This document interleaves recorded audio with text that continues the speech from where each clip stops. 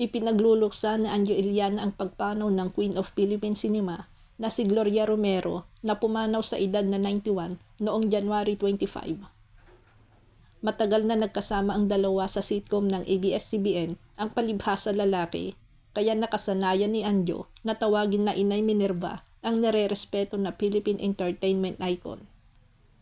Minerva ang pangalan ng karakter ni Romero sa Palibhasa Lalaki. Hindi talaga si Inay Minerva ang biological mom ko sa palibhasa, pero itunuring niya ako na parang sarili niyang anak. Sa tingin ko, si Cynthia Patag at Ami Perez ang totoong anak ni Inay Minerva, pagbabalik tanaw ni Anjo sa cabinet files.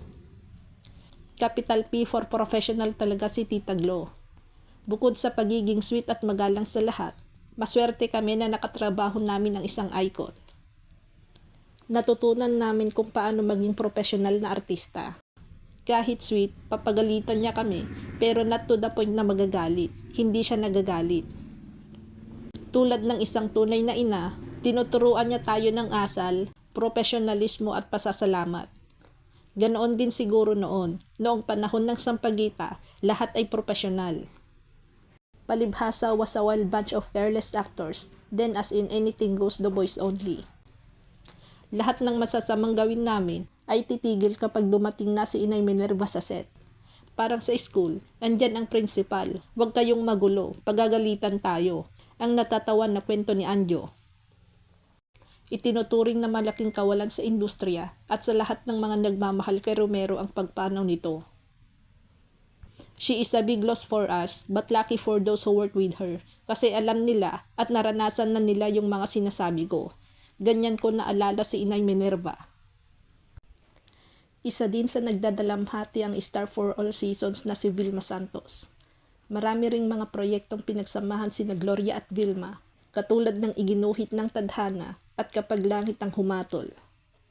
Samantala, noong February 28, 2024 ay nagkaroon ng tribute para kay Gloria Romero sa Manila Hotel na pinamagatang Tribute to the Queen na pinamahalaan ni Direk Johnny Manahan na matagal din niyang naging direktor sa Palibhasa Lalaki sa sitcom ng ABS-CBN. Dumating din doon si Ami Perez na gumanap na anak niyang sa nasabing kapamilya sitcom.